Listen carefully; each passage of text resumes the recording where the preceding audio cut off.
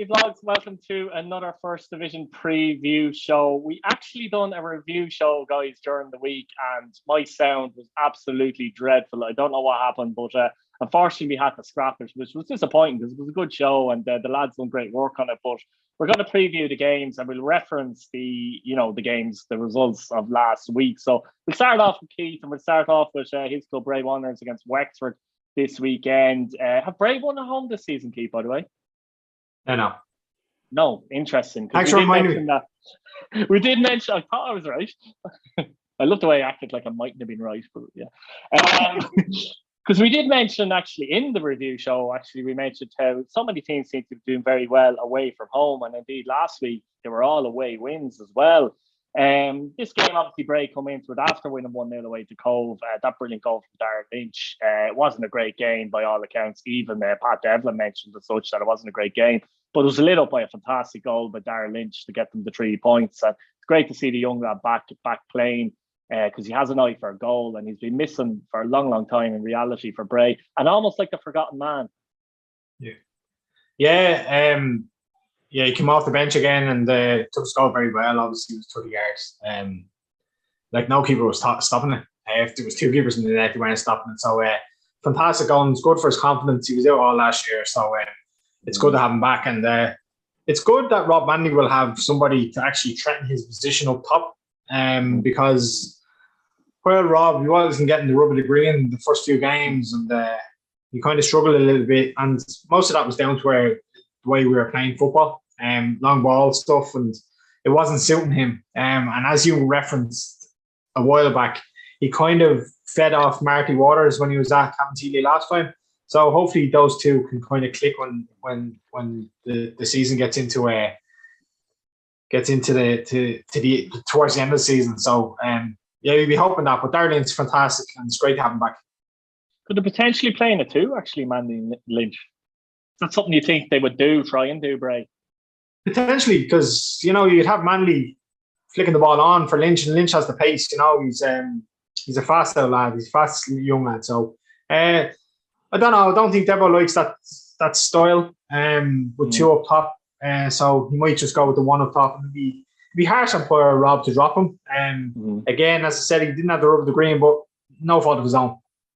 The interesting thing as well is Conor Clifford came off injured, didn't he, in that game against Cove?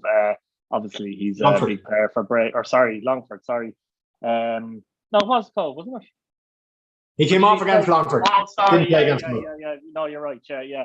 So, he's a big loss as well, and they'll be hoping to get him back fairly quickly, won't they? Yeah, I messaged someone about it. It looked quite a bad injury.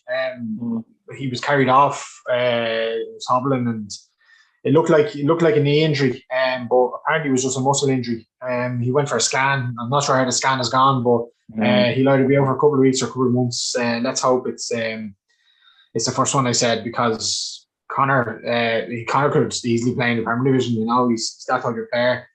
He gets the ball into his feet when he can or when he's given it. A bit like at Cork City, like Bolger and Coffey, in the centre of the park. Clifford's there, go-to man. And it'd be very, very, very difficult for us to progress anymore without him.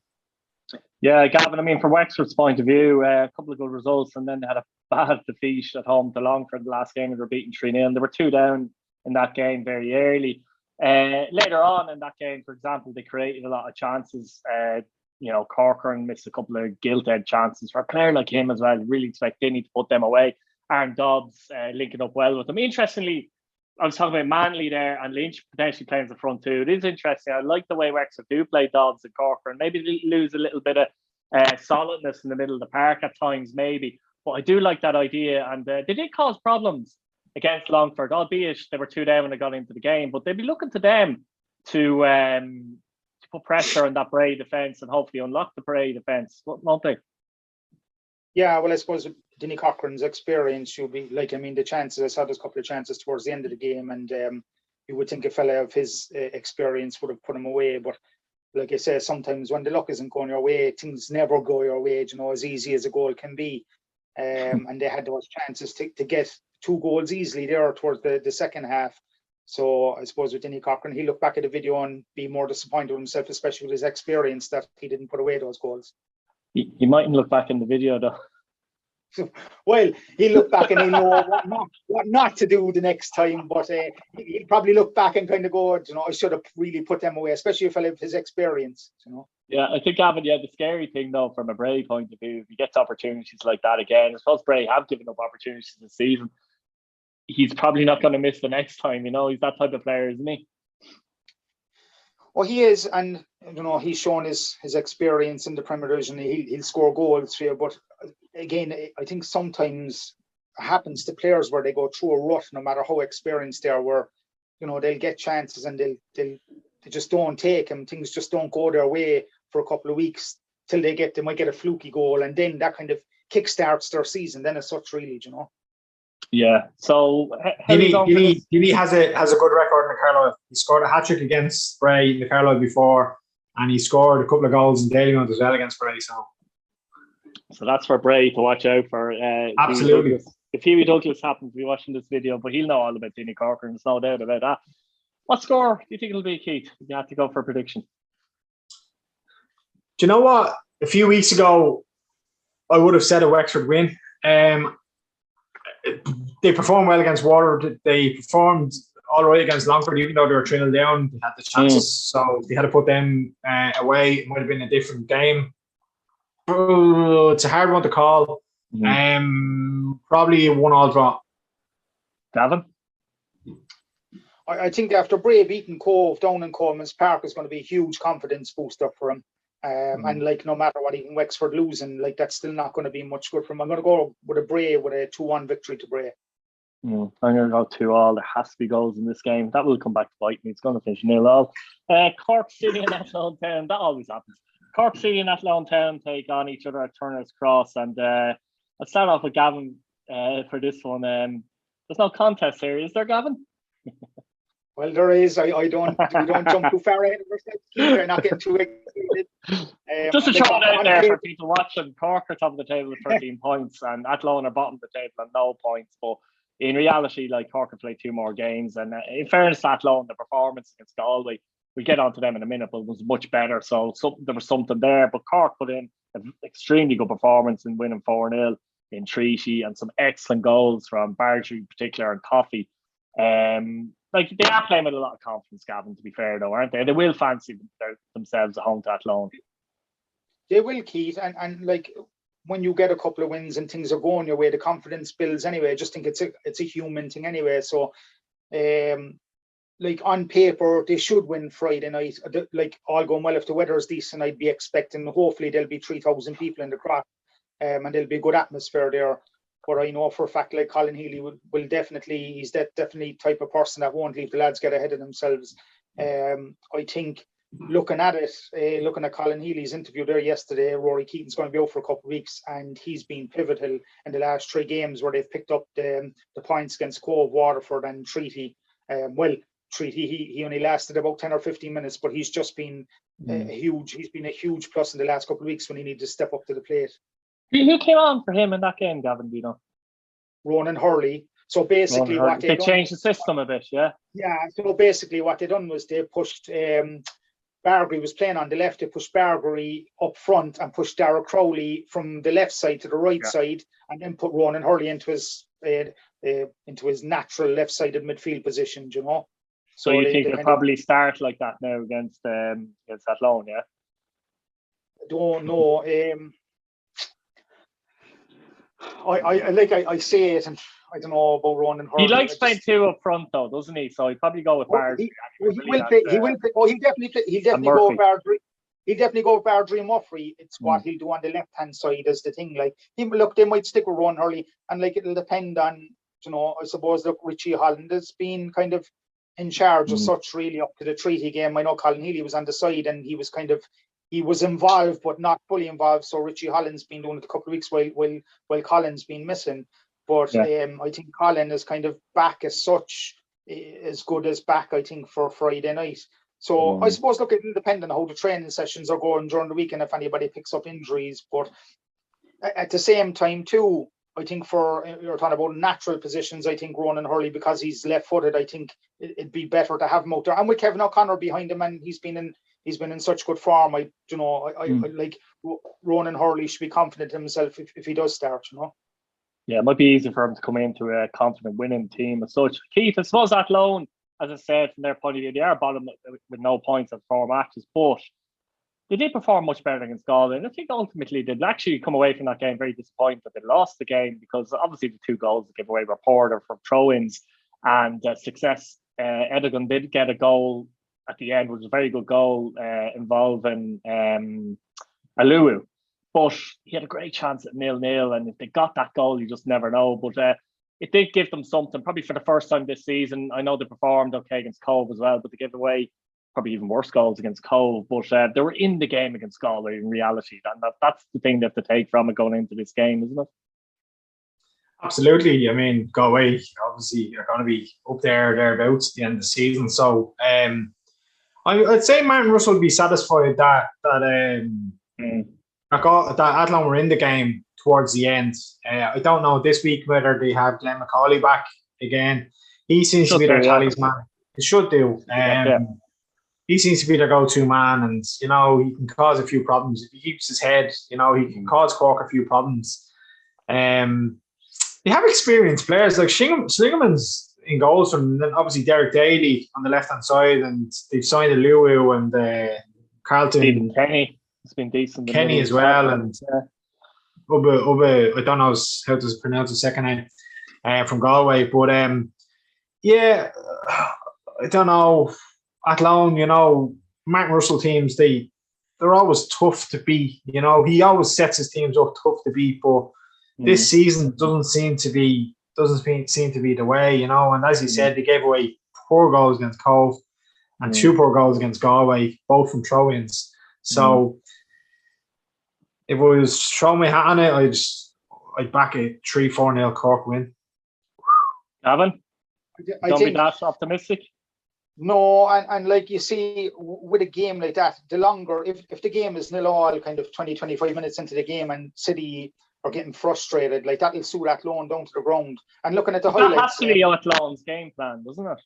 Oh, absolutely. Athlone are obviously coming down and saying, so we've nothing to lose here. We're bottom of the league. If they got a draw from the game, it'd be huge for them. But should they play like Gavin, they've nothing to lose and go for it, or should they actually try and sit in and frustrate Cork? What do you think? Well, you see, it really will depend if City are going to go with 2 up top, and Cian Murphy for speed alone. If he gets 1 or 2 chances, his speed is he's a lot faster than a lot of the defenders anyway in the league. So it'll be just dependent on his finishing. But if Athlone can silence the City crowd, and the longer the game goes on and City don't score, it will get frustrating, and that's what happens as well, is that the fans will get frustrated. The only thing I will say is that, if City can start like they did against Treaty, start on the front foot immediately, and if they can even get an early goal, it'll settle the nerves. And especially, I suppose, kind of unexpectedly, especially with myself as well, the fact that things have gone their way so well in the last, week to 2 weeks. There's kind of a pressure on them that hasn't been there. It hadn't been there all the time, because they've got a couple of wins and they've managed to, they've managed to be joint top of the league and stuff. So, and Athlone, I watched some of the highlights. That chap Stephen Kenny in midfield looks a decent player, and like that, as I said, if Martin Russell sets him up to frustrate City, anything is possible. But you would be hoping if City do their homework and they go a professional way about it, I'd be hoping for a City win. What score are you going for? I'm going to go with 2-0. I think Athlone might nick one here for some reason, but I do think Cork will win at 2, maybe 3-1. We'll go 2-1. Longford Town take on Galway United, and of course Longford had that brilliant win last weekend against Wexford, where they won 3-0, and Galway had that win in Athlone where they won 2-1, but they really ground out that result. And Longford, I suppose, after a slow start where they haven't really played, Keith, that's been the problem. They've only had 3 matches. They did draw with Cork, actually, and even in defeat against Bray, they created a lot of chances. I suppose they continued that in Wexford, but took the chances. Are they starting to rumble a little bit now, Longford, do you think? I think it's too early to say, to be honest with you, Keith. I mean, they were hot and cold against Bray. They created chances, but they didn't put the ball in the net. They created chances against Wexford, and they put the ball in the net. So Gary Cronin would be hoping they're not topsy-turvy in games throughout the season. Obviously against Galway this weekend, it's a tough old game again. But if they can get Ryan Graydon motoring again, he was fantastic the first half an hour against Bray a couple of weeks ago. He got the goal against Wexford last weekend. Fantastic finish. Nice lob, and young Robinson in the midfield as well. So again, Longford, they're a weird side. I don't know if they have a striker. I think they need someone to put the ball in the net. I think Sam Berg has played well for them, but he's not going to score any goals. I think that's the issue there. I don't think he's going to get you 15, 20 goals season they'd be hoping for. They let Rob Manley go, and would he have got 20 goals in that team? Maybe, I don't know. But Longford, they're a weird side. They're very, very weird side. But young Robinson in midfield is a fantastic player, and he keeps them ticking over. And then obviously the back four. I don't know a lot about them. Obviously, they have Dylan Barnett, left fullback, fantastic player for Bray. But Longford is a weird one. I don't know how to gauge them at the moment. Yeah, I'm like that as well. Particularly that they've only played 3 games. I suppose Galway, from their point of view, Gavin, they'll go to Longford and be delighted if they can take an ugly 1-0 win, won't they? Yeah, and John Caulfield would love that all day. He'd take that over a 4-0 win, wouldn't he? He would. Oh, big, that is his style of play. He'll go up to Longford, and it will be difficult to go up there and get to 3 points. But he's looking from a point of view, and if they scored earlier like that, or if they went 2-1 up, he'll say, lads, go back to 5 at midfield, or he'll take off his striker and put on a defensive midfielder or another defender and go with 5 in the back, and he'll come away with there if they won that game 1-0 or 2-1, and he would be thrilled to bits, because that's John Caulfield all out for you anyway. It's about winning. It's not, sometimes he looks at the game and he'll go, okay, it's about frustrating teams and winning, and especially going to Longford, because Longford frustrated Cork City a couple of weeks ago. So no matter what, it's going to be very tough for Galway anyway. So I think if John comes away with the 3 points there for Galway, he'll be delighted with himself. What score are we going for, Keith? I think Longford will score because Galway they've conceded a couple of goals this season, haven't they? 2-1 Galway, sorry. Gavin? I'm going to go 2-2. I'm going to go 0-0. 0-0 board draw. Treaty take on Waterford, and obviously Treaty were well beaten by Cork in the last game. From their point of view, they're going to be very disappointed with that. The pitch in Markets Field isn't great, but it's not great for either team who plays, the way they gave away some of them goals against Cork, the way they stood back, and obviously Cork got their goals well, but Treaty, you can't stand back and let teams just have free shots essentially in goal. And it was very un-Treaty-like. Waterford are coming to town now, and Waterford would have been licking their wounds after not playing last week and losing to Cork the week before. So this is an intriguing game, isn't it, Keith? I mean, Treaty won't want to lie down as such in the way that they feel like they might have against Cork. But Waterford are going to be really up for this one as well. Look, it's a Munster derby, but so was last week's game against Cork, and Cork annihilated them, particularly first half. Treaty again are a weird one. They were fantastic last season, their first season in the league, and they ended up finishing the playoffs. And again, our teams copping on to their tactics. Our teams saying, "Oh well, they're going to play this way, and we're going to play this way, and this is how we'll beat them."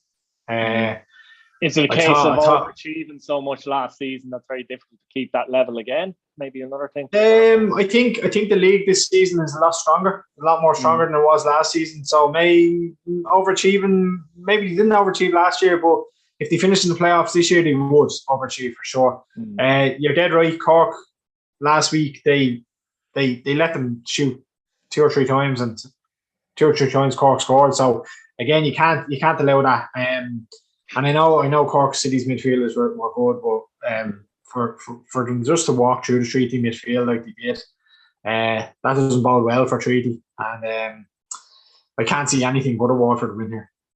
Yeah, Gavin, I mean, Waterford, as I said, didn't play last week. Were beaten by Cork and beaten, I won't say embarrassingly, but like, you know, they wouldn't have, they're beaten comfortably in the game, and something that would surprise a lot of Waterford fans. So, you know, they would have been licking their wounds last week and they'd be really targeting this game. It's a game they have to go and probably show a bit of doggedness in that maybe Cork and Galway have shown. They have to show they could show that, I suppose, Waterford. Yeah, like I suppose the second half against City, like they attacked a lot of the game, the Waterford, and like City were comfortable enough at defending it. The problem this time is you're comparing City's defence to Treaty's defence, and I think Waterford are excellent going forward, and I think that will be the downfall in Treaty in this game. Like if you look at the game the last day, like Treaty took off Charlie Fleming at half time, and they took off former Cork City player there, Joel Coustrain, in the second half. And unless Fleming got an injury or they just took him off, I don't know. And like Coustrain was anonymous in the game, and like you'd be looking to fellas like that who've experience in the league and didn't really show up. And as I said, I suppose, look, they stood off City, so they'd be hoping they won't make the same mistakes. I think as poor as Waterford were in the first half against City defensively, they'll definitely have enough ammunition to get, you know, maybe 2 or 3 goals against Treaty. You know? And then like the pitch, like as you said, the pitch for both of them is going to be difficult anyway. So, but I just think Waterford, they're very strong up top. Prediction? I will go with 3-0 Waterford. Keith? Yeah, I agree. I'd go 3 or 4, and I think Waterford need to target, like, Jack Brady. He didn't have a great game last week, and if Waterford can target him, and he'll be rattled after that, you know. And so, I think 3 or 4 for Waterford. And if they click, and they can click, I think Patterson and Junior have been fantastic this season. So definitely a Waterford win by 3 or 4. I'd be surprised though. I think Waterford win as well, but I think it'd be tougher. I'd be surprised if, I know if you like Tommy Barrett allows that type of defending again, not just defending, but from the midfield as well, a defensive unit as a team. I do think they'll make it harder for Waterford, but I do think Waterford should have too much strings in their bow. I mean, the options they have with Britton, you know, Junior, Patterson, Keane, Kavanagh, whoever plays there as well. So they've had a week to think about it now as well, if you like, as well. So I think they'll have too much for Treaty, but it won't be that easy. Look, guys, thanks very much for coming on as usual. Guys that are watching, please subscribe if you haven't subscribed to the channel. Hit your bell notification button so you don't miss any uploads, and like the video if you like the content. Thanks again, lads. Cheers. Thanks, Keith.